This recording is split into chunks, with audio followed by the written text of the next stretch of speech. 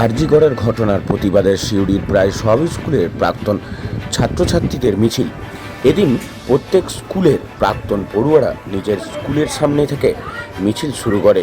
এরপর তারা মিছিল করে সিউড়ি বাসস্ট্যান্ডে আসে। সেখানেই একটি প্রতিবাদ সভা করার কথা রয়েছে তাদের।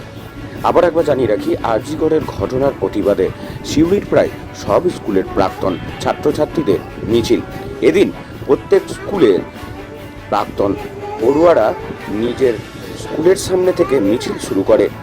এরপর তারা মিছিল করে সিউড়ি বাসস্ট্যান্ডে আসে। সেখানেই একটি প্রতিবাদ সভা করার কথা রয়েছে তাদের। বীরভূম সিউড়ি থেকে মদন দালালের রিপোর্ট, ডেলি নিউজ। কি বলছেন এরপরে শোনাবো।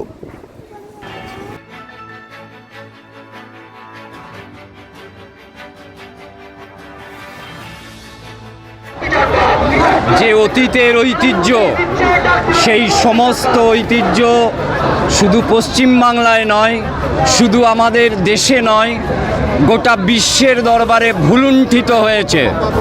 পশ্চিমবাংলার মা বোনেরা তারা তাদের মান সম্ভ্রম নিয়ে কর্মস্থলে কাজ করতে পারছে না, স্কুল কলেজে যেতে পারছে না।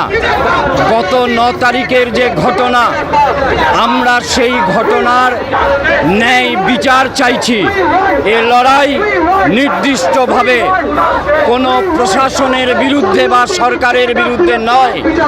আমাদেরকে জাস্টিস পাইয়ে দিতে হবে। তিলোত্তমা যে যন্ত্রণা নিয়ে, তার মায়ের যে চোখের জল, নিজের সন্তানকে সে প্রথম দেখতে পায়নি, তাকে না জানিয়ে তার শবদেহ ব্যবচ্ছেদ করা হয়েছে।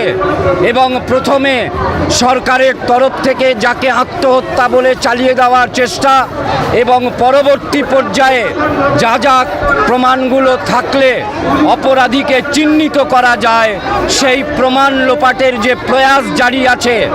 একদিকে প্রশাসনের পক্ষ থেকে বলা হচ্ছে আমরা অপরাধীদের শাস্তি চাই।